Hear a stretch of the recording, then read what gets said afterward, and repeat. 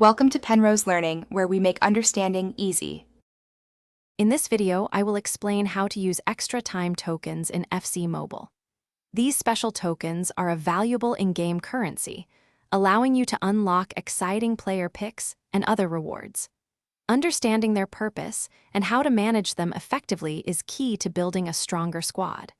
We will cover everything from earning them to spending them wisely, ensuring you maximize their value for your team.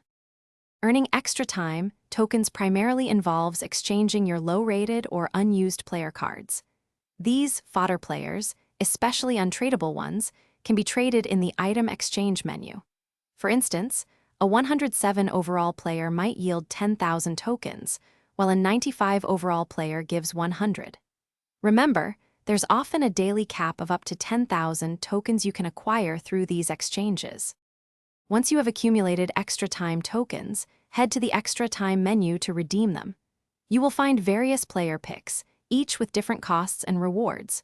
For example, a star pick might cost 10,000 tokens and guarantee a high overall player, available once per week.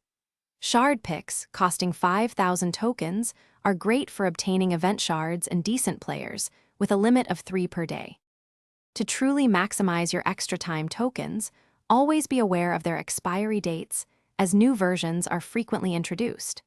Prioritize spending your current tokens on picks that offer the best value for your team, such as high overall players or essential event shards. Avoid holding onto older tokens when new ones are released, as their utility often diminishes. Strategic spending ensures your team continuously improves.